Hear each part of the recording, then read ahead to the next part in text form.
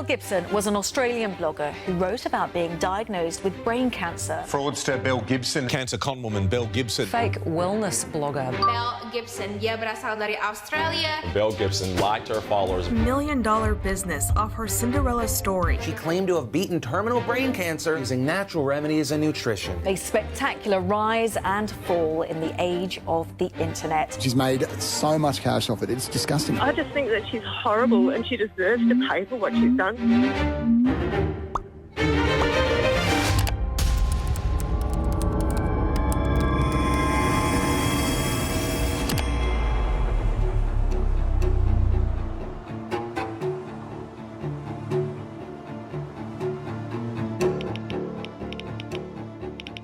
messaged Belle once I heard that the news had broke. I just said to her, "Are you okay? What's happening? You know, just break your silence." And she just came back and stonewalled me basically and just said, "Police have been here. You know, they're worried about my safety. I've had death threats. You don't understand what it's like." In response, Belle went to ground. Suddenly, this person who was really out there and updating her profile and very much had a strong online presence just disappeared.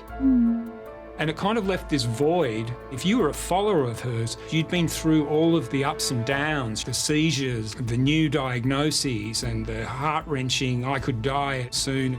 All these people who had this passionate engagement with her just left in a complete quandary.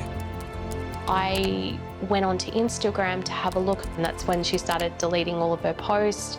You know, first it was just one or two here and there, and then all of a sudden they all started going. I kept refreshing the page and it was just like disappearing. Posts were being deleted, like literally right in front of me. And I'm thinking, my gosh, she's doing this right now. Like, it's all going. You don't do that if your story's legit. There's just no reason other than the fact that she's trying to hide something. And she's trying to remove all evidence. When I first approached Belle for an interview, I wanted to try and find her pre-whole pantry history. When I started looking online, the first thing I noticed was, although she had a massive presence on social media, it all started in 2013. Her entire social media history prior to 2013 just seemed to have been wiped.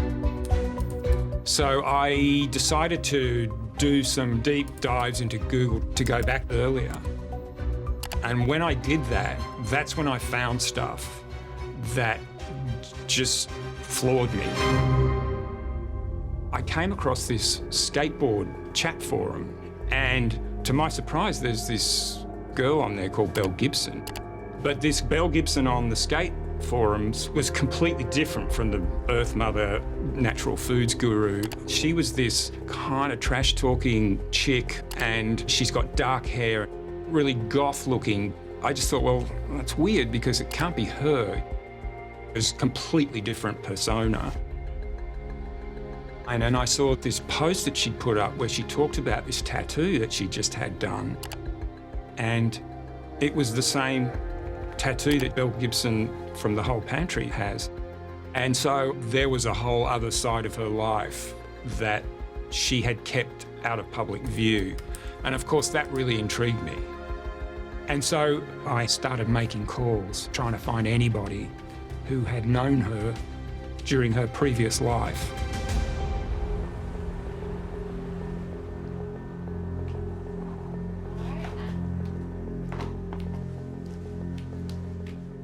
Yeah, we were out one night in St Kilda and I'm pretty drunk and we both got matching tattoos. I first met Belle when I was 13 years old. She was older than me. Belle was very confident, outspoken, very sure of herself, and she had a personality that just drew you to her. Everyone wanted to be her friend. We were just out to have fun on most weekends and had a lot of it, which was good. We were still quite young, so I'm not going to divulge too much. She was my best friend back then. And Belle was very much all about the internet. I do remember her heavily into blogging and everything. I did never read it. Yeah, I don't know, I feel weird reading my friends' blogs sometimes when I can just talk to them. So no, I never really did that, but yeah, she loved the internet. She was into the skater scene. Belle liked the skate scene more so for the culture of it. The guys were really sort of laid back, easy to get along with. And yeah, they were just kind of fun to hang out with.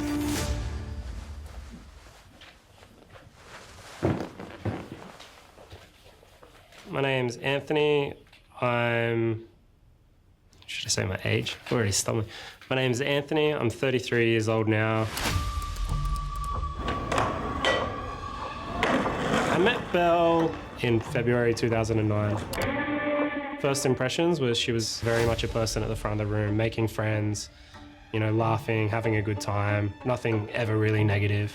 You know, very much the opposite of an advocate for a healthy living. She'd eat anything, drink anything. You know, like a lot of fast food, you have beers, you have alcohol. You go to parties, you might drink all night and not eat at all. So back then, there wasn't too much social media around at all, so forums were, I guess, the place to go. Belle, she was quite vocal on the forums. She spoke a lot about different health issues and things she had. Around mid-2009, she started to post crazy stories, I guess we can call them stories, about health things, and it was very hard to tell what was real and what wasn't. And there was a lot of people there that took her story very seriously.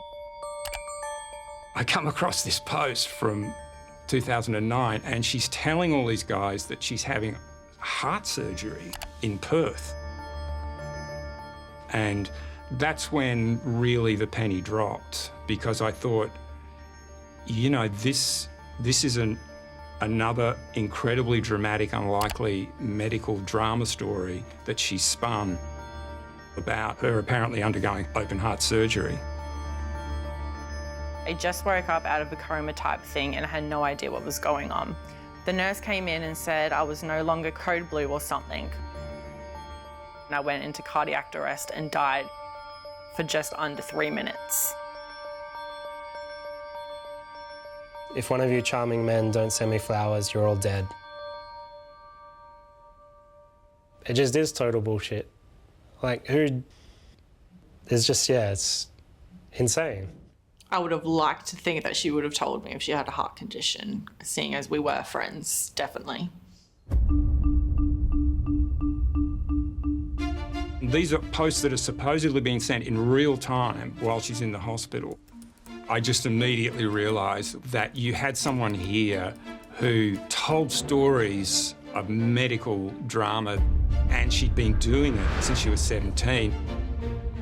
I discovered through this skateboarding chat forum the story of a well-known figure in the Brisbane skate community who had suffered a brain tumour, and he in fact had posted on the skateboard chat forum about his illness and his treatment 3 or 4 months before Belle went onto the same forum and first made her claim about having a malignant brain tumour. Eventually that brain tumour killed him. I remember at the time, like, it was a very sad thing. There was like a lot of people that were really affected by it, and she could have very well taken influence from what was happening in the local skateboarding community.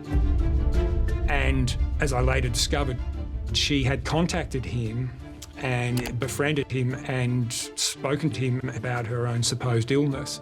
And so it appeared that she would appropriate other people's stories and absorbing them into her narrative.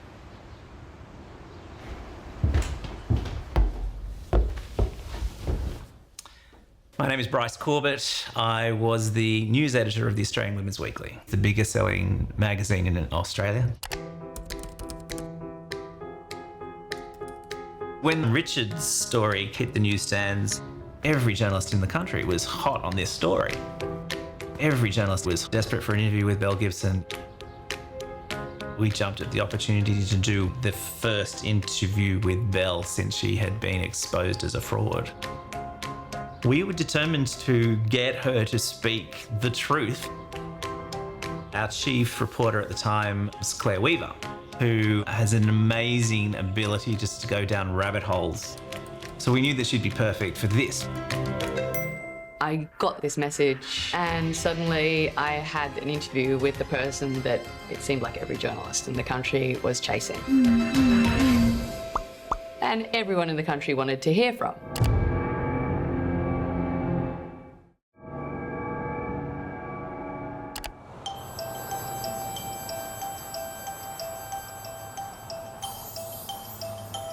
Belle seemed like a nice young woman, but I think when I was interviewing her, she was on the back foot. During the photo shoot, she seemed a little bit nervous, a little bit distrustful, a little bit on edge. My approach to start was I just wanted her to feel comfortable because I wanted the truth. I don't know, it's just very scary, to be honest. Because you start to doubt the crux of things that make up who you are. I'm blonde and I'm tall and I've got hazel eyes and, you know, and I've got cancer, and then all of a sudden you take away, you know, some of those high level things. I don't know, it is just really daunting. To be honest, I couldn't really get a read on Belle. She doesn't answer a lot of questions, and she didn't have good explanations for things, you know, really obvious gaps in her story, and she would go blank on things. So it was very frustrating. I don't actually remember really the detail or saying a lot of that stuff. I know what was happening in my life during that time. These are my shorthand notes, but even going through these, I remember there was so much that was confusing and unclear. Here she says there were times growing up when our safety was at risk, but it was quite difficult to establish exactly why. It's hard because if I knew anybody was going to do what I have done, or I have not done, or what they think I might have done, I would have personally driven to their house and chaperoned them to the hospital. You know, I'm really protective of people, especially those that need support. I would describe to people that it was like trying to nail jelly to a wall, because it became obvious that there were elements of truth to parts of her story, but they were all intermixed. It would have been a really easy story to write if Belle had just been the villain, the sociopath who had tricked all these people to get a whole lot of money, and then, she'd been found out. But I got more of a sense that there was something going on. She was troubled. So a large part of her story was that she had, you know, she'd come from a broken home, some sort of kind of Cinderella existence, you know, doing all the cooking and cleaning. She told us that her mother had multiple sclerosis, and as a result, she had given up her childhood for the care of her brother and her mother. Belle gave the impression that she didn't have a relationship at all with any of her family members, and she refused to give us any details as they were excommunicated as far as Belle was concerned. So this is the May 2015 issue of the Australian Woman's Weekly. This is the first Belle Gibson story. We've got Belle Gibson, the girl who conned us all, here on the cover. Belle Gibson, my lifelong struggle with the truth. And this is Belle's first interview after her empire came crashing down, where she admits that she doesn't have brain cancer. It was the first time, possibly the only time, that she has admitted that none of her story was true. And that was explosive.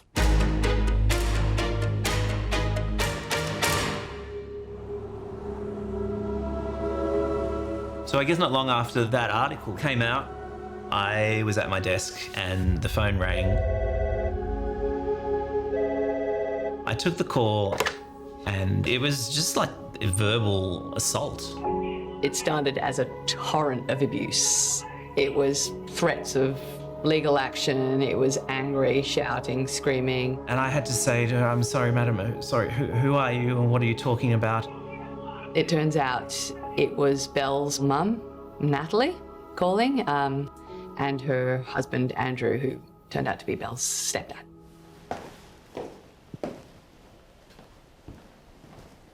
Yes, we saw the article featured in the Women's Weekly about Belle, yes, and that's what Natalie was ready to have her say after that. She said, Andrea, get on the phone and tell them how it is. Right. So I look up the Women's Weekly's number and I call. When Natalie saw the article, she bursted into tears. It became very overwhelming for her, yeah. Natalie was beside herself. She said, Andrea, first thing tomorrow, as soon as you get out of bed, I want you to ring the Women's Weekly straight away and have a chat to them and tell them what goes. All right, Nat, I'll do it. We'd gone from her wanting to sue the magazine to, and she was just pouring out her entire life to me and how all of the lies that she's told you in that magazine article about her background, none of it's true. She talks about me and my illness. She talks about her brother being sick, but that's not true. No one had heard from Belle's mother and stepfather. No one had found them. Here they were. It dropped into our lap. And they wanted to meet with us and set the record straight, give us their version of events. I think Natalie mainly wanted to apologise for the people that got hurt and also to clarify a few things that what Belle was saying about unfunctional home. That really got her mad. And so Claire and myself went with Andrew and Natalie to dinner. You know, it started out pleasantly enough, but the more wine that was imbibed, the crazier the night became. I was most interested in hearing about Belle's childhood and checking off the claims that she'd made about her upbringing. Natalie would deny some things, but there were things that checked out, like she had multiple sclerosis, which Belle had talked about and was true. Natalie's story was that she had given Belle everything she possibly could growing up, but that she'd found her impossible to handle. After that, things had broken down. Natalie did struggle with parenting, definitely. She really lost control, I believe. What became quite clear was that hers probably had been quite an unconventional and probably quite a challenging childhood.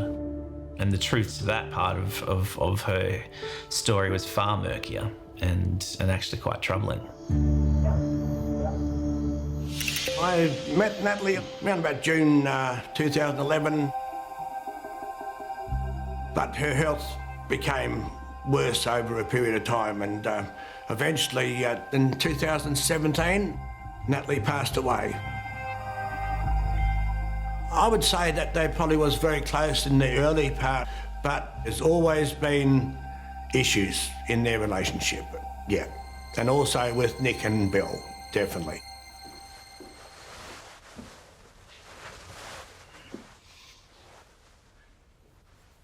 I'm Nick Gibson. Belle is my baby sister. It was very shocking. She said a lot of hurtful things about the family. I'm not autistic, she made all that up. Because when I was growing up, I may have been a little bit slower or I was a little bit shyer and quiet than usual, like a normal child would. But that's who I was. What she said about me and stuff about my mum. I felt pretty upset and angry. We had a perfect relationship when we were growing up. We were really close. We looked the same. We had the same hair colour, you know, same figure. So for years, a lot of people thought we were twins, and we were like stuck like glue.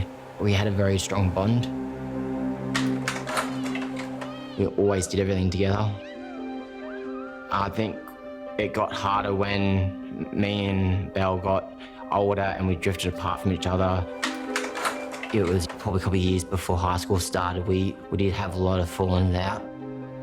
Looking back on it, I think it would have been pretty hard times for Nick and Belle because Natalie was dating people that you and I perhaps wouldn't date, if you know what I mean.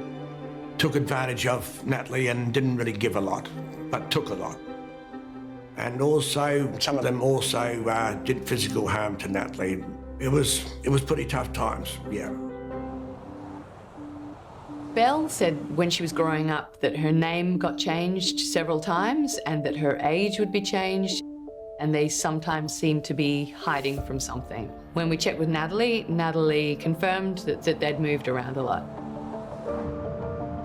So when Belle was a bit younger, when we first met, there were things that she used to tell us and talk to us about that just didn't make sense, where she was in the witness protection program.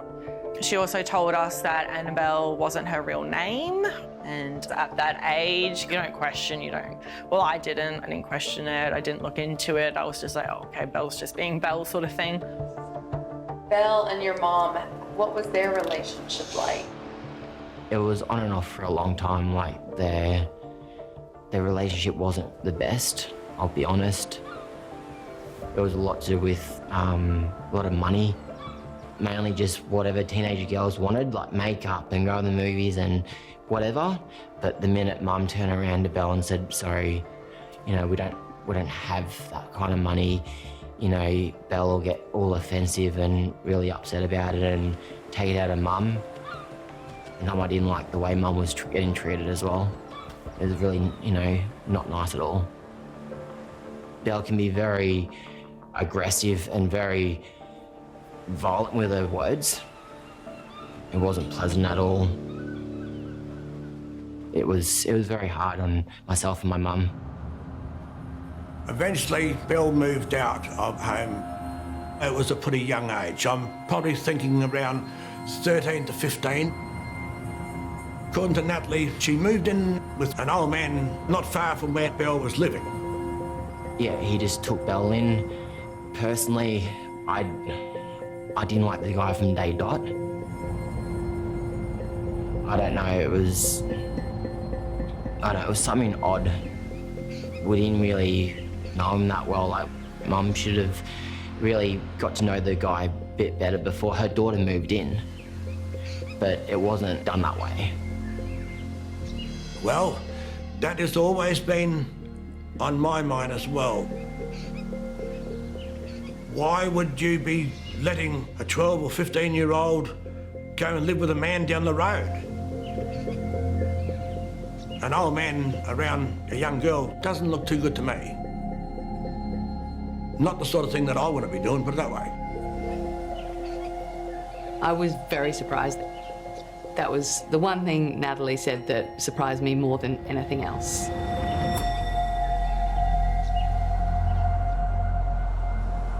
After the news stories appeared, the word leaked out that Belle was looking to do a TV interview. So there was a bidding war going on, and the word was that 60 Minutes had won it. It turns out that they paid her $75,000 to do that interview. And so this was going to be the first time that you saw her explaining herself on television after her exposure. She seemed to think that she could go on television and redeem herself, that she could do it in her own words, and this was an opportunity for her. Claire, during the course of the interviews that she did with Belle, said it's just a very bad idea on every level. Don't do it. To have taken money to tell her story after she had ripped off so many people, it was just the ultimate insult. It was a silly, silly thing for her to do. So sure enough, she did it.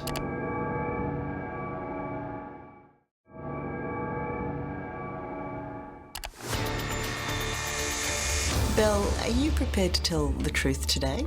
The whole truth? No little Absolutely. half truths, no gobbledygook? I thought the 60 Minutes interview was really strong. Tara Brown, the reporter, absolutely held her to account. You claimed, also in your book, that you underwent chemotherapy and radiotherapy for 2 months. True or false? At the time... True or false? True, because at the time I believed I was having radiotherapy. So, false. They were asking the questions and they weren't going to let her get away with not answering them properly. And it was very compelling viewing. You're 23, right? Well, actually, how old are you? I've always been raised as being currently a 26-year-old. This is a really, really simple question. How old are you? I believe that I'm 26. And I have two birth certificates and I've had my name changed 4 times. The identity crisis there is big, but that was my normal when I was growing up. That was probably one of the most brutal interviews that I think I've ever watched on TV. It was pretty overwhelming to watch, to be honest, yeah. I was thinking in a way, I really hope these people who are watching this will work out it's not true. For a long time, I was afraid to even walk out my front door because she, mentioned about me. She said everything about me, what was awful and wasn't true. None of it wasn't true. It was just all fake. I've been openly conveying and speaking about what was my reality and what is my reality today. And will you accept that your reality does not actually match reality? It doesn't match your normal or your reality. Would you accept that you're a pathological liar? No.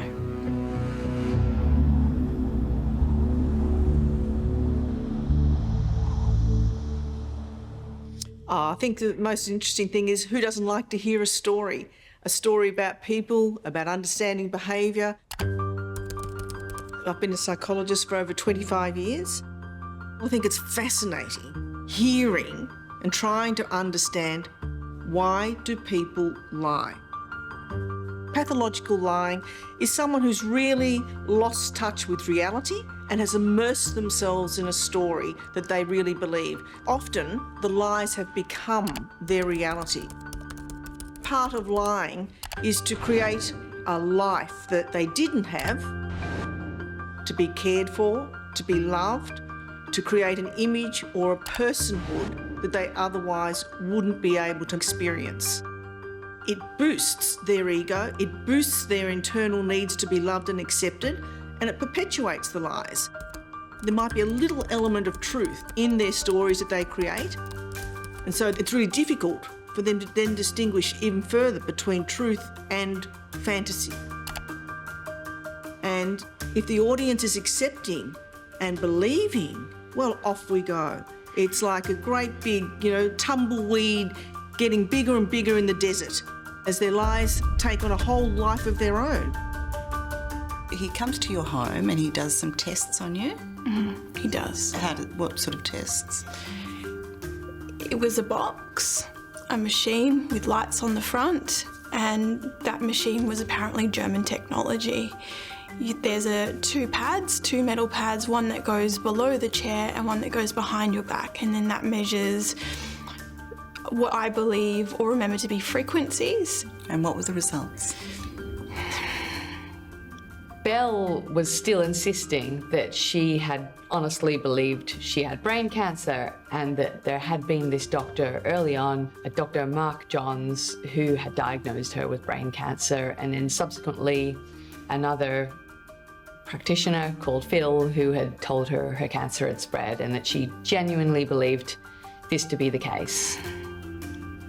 Given the nature of everything Belle had told us and some surprising things being true, I really hunted hard for Mark Johns.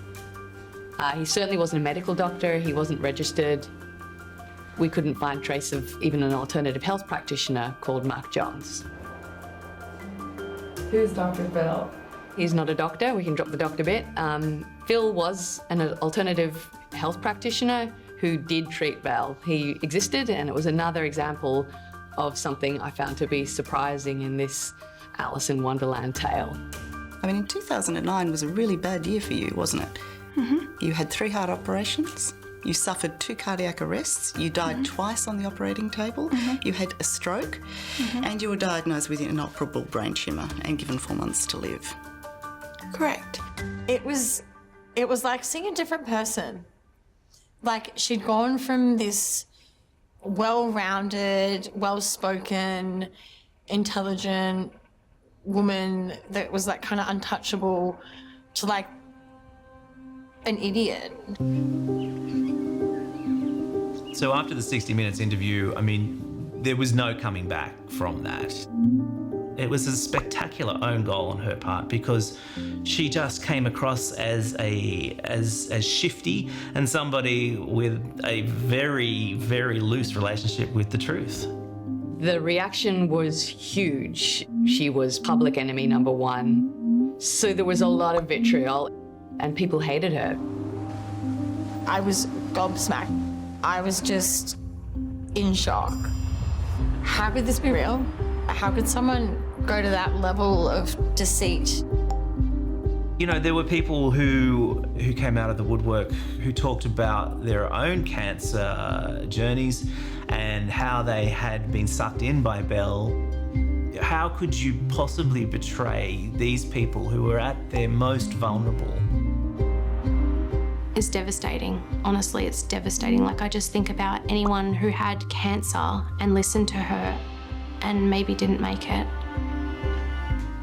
Sorry, getting a bit emotional. Sorry. I think they wanted her to be held to account. What she did was awful, and I absolutely think that anyone who does what she did should be held to account. But at the same time, I didn't think it was necessarily fair that she was just being this kind of witch on the stake. There was more to the story than that. There's also shared accountability because there were plenty of people who came along for the ride, and there would have been countless opportunities for Belle's story to be picked up and potentially found out earlier. She was in business with major corporations, Penguin and Apple, obviously, and I just don't believe that those people could have been oblivious to the holes in her story. And I think if you look at the media training video that Penguin did with her around the time of the book's publication, I think it's quite clear that they had concerns about the veracity of what she was saying, but they were kind of in too deep at that point. We want to rehearse some questions with you, so you're feeling completely, you know, ready for whatever. So the Penguin press video showed rehearsals of Belle giving interviews. Because you are the success story of the moment. You know what journalists do? They want to start scratching away. Well, they already are. Yeah, exactly. And we're concerned about that. Well, that's what the publicist at Apple also said. It's like, what story do you want to be? When this video emerged, it showed Belle answering questions not in a very convincing manner. And we call it functional zonation because it's like more of a commitment to going, we want to create an actual change rather than just going, here's some money, we're turning our back on it now. I think that you really need to get your story straight about the charities. Yeah. I think they're going to go there with that. They can go there. Yeah. She didn't present as a young woman with brain cancer who was taking her condition very seriously. You've said that the cancer is now in your blood and your spleen and your brain and your uterus and your liver. That's really, it's serious now, isn't it? Yeah. At no point did anybody go, but hang on, is the story true? Because the entire story is underpinned by this idea that you've cured or at least delayed the inevitable with respect to your brain cancer by drinking green juices. It was irresistible. At a certain point, the adults in the room should have stepped in and said, hang on a minute, this doesn't stack up.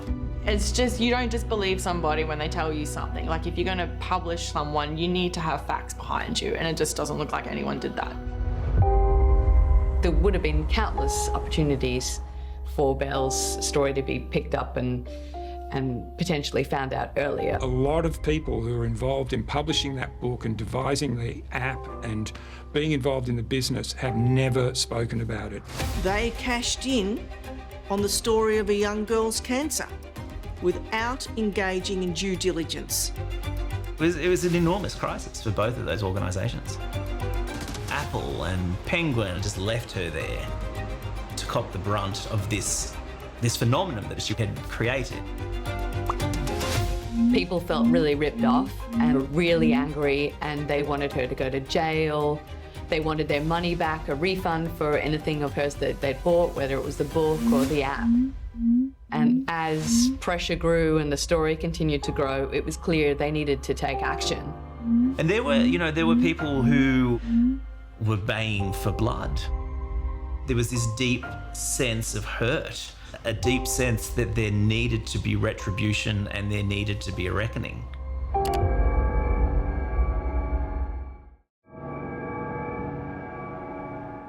That self-cured miracle woman, Belle Gibson, is still making waves, and not of a good variety. The latest family hit by her cancer cures are, in quotes, the cancer cures, of course, are the parents of a 7-year-old boy, Joshua Schwartz. He's terminally ill, really terminally ill, from brain cancer, and Penny and Wolfgang Schwartz now think that Belle befriended them so she could steal Joshua's symptoms and claim they're her own. So back in 2013, 2014, Belle did some fundraising on behalf of the Schwartz family.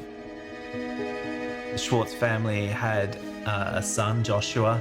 He was 7 years old. He had brain cancer and it was terminal. And Belle attached herself to that family. So this post is about a little boy who's got brain cancer, like Belle, allegedly. She says it's the same type of brain tumour. And she says that she feels the boy's pain, the greatest ache and pain in her heart. And she's going to donate all the money from the app sales for this week to help them. And they never saw a cent of it. And this was just another example of the, collateral damage that the Belle Gibson story took along its way.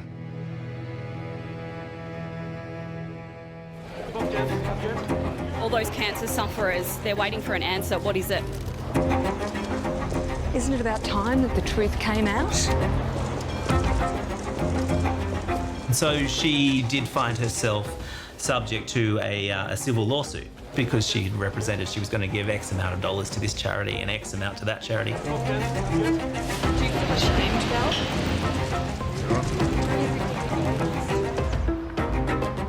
So eventually the Consumer Affairs Department in Victoria decided to bring proceedings against Belle, and she was fined $410,000. And then she just refused to pay the fine. And I just think this fueled the anger of a lot of people that not only had she never really been brought to account, but she kind of just ignored the whole thing and just seemed to be snubbing the whole process and just refusing to even engage with it. I suspect Belle was in denial, that she didn't want to face this new reality where instead of being this social media star and loved by everyone, it was the complete opposite. It's not like she's rotting in a jail cell or anything. It's been clear that, in the period since that she's travelled to Africa, she's travelled to Bali. She's still moving around Melbourne with freedom, which is amazing in and of itself.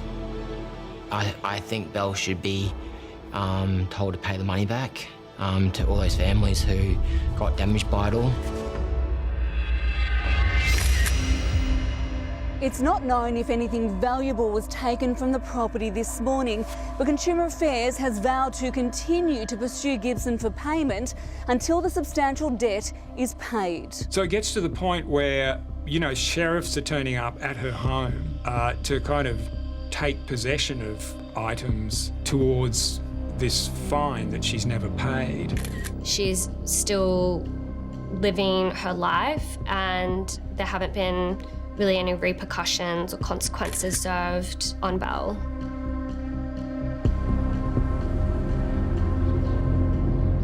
So everything was relatively quiet with Belle. She went back to ground and we forgot about her.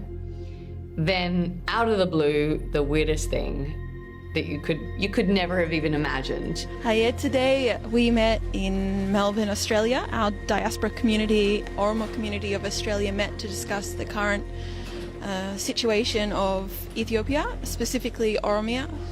There was a video that surfaced of her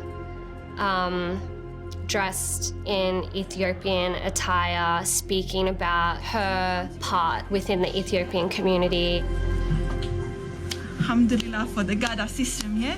She pops up and she's been going to meetings and calling herself Sabontu Mekanke Sabontu.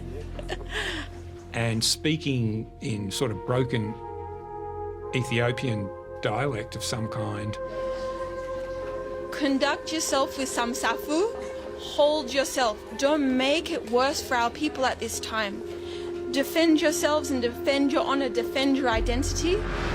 We also discussed looking forward to the future and doing a forsha, a community grouping, to raise large amounts of money for the ongoing support of Oromia and Jawar Mohammed. She's also doing fundraising for them. And I don't know, like if I was fundraising for a project, Belle Gibson is probably not the first person I'd have on my team. It's really bizarre. So I honestly couldn't tell you what's next. They're shocked, of course, to find out who she is, and she ends up, by all reports, being rejected by that community. The last conversations I had with her, I become to realise that Belle's pretty sad and depressed person also. There's no winners here. I mean, it's hurt a lot of people, and also I feel that it's also ruined Belle's life for the rest of her life also. She's a very intelligent young lady, honestly, and you know, she could really went places instead of actually ruining her life, yeah. Yeah, she definitely could have been successful if she didn't lie. Like, she was a great cook, there was no questions about that. You could still release a cookbook. You don't have to lie about being sick to get you there. Yeah, I think in another world, in another universe, she probably would have been a really, really good CEO. You've got to be a little bit pathological to run a business and to run it successfully. And I think she certainly ticks the boxes in that respect. She honestly thought that she was changing the world. I wish that she apologised. Yeah, especially to people like myself and, you know, other cancer survivors that, like, took her book like the Bible. Like, you know, you played with a really vulnerable community and you profited off a really vulnerable community. That's the worst part about what you did. I don't think there's punishment that would be sufficient in what she's done. I don't understand how she's been able to get away with it. To be honest, after all that happened, like, her words don't matter to me anymore. She's left a big scar on me. Like, it's never gonna leave me. She's never gonna be forgiven by me, and that's the truth. You know, I'll always love her. Why did you do it? Please explain. I'm here. You know, talk to me. I'm here to listen. I just think she seems like someone who's sort of, to some extent, damaged. And there's probably a lot of reasons for that, going back into her childhood. And, you know, I don't know that going to prison is going to fix that. You do get the sense that Belle just wants to belong somewhere, and she's trying out all these different personalities, these different identities, in the hope of finding the right place where she belongs, she's accepted, and she's got this community of people around her. Perhaps she'll spend her entire life moving from one group to the next, and shape-shifting as she goes, being whomever it is that she thinks they want her to be. Have we seen the last of Belle Gibson? She's capable of reinventing herself, probably time and time again, so I'm not sure. There's a part of me that would like to see her get some kind of help. I think ultimately her exposure has done something valuable, which is to alert people to bogus ideas on the web, and the fact that people who appear to be altruistic and well-meaning and admirable can be exactly the opposite. I reflect back on my own personal experience. My wife's been cancer-free for 18 years after seeking conventional treatment, and I think that if this story did anything to make people wary of people spruiking untested and unbacked up wellness ideas about serious illness, I'll be very happy about that. But I don't think this is the first or last time you're going to see something like this happen.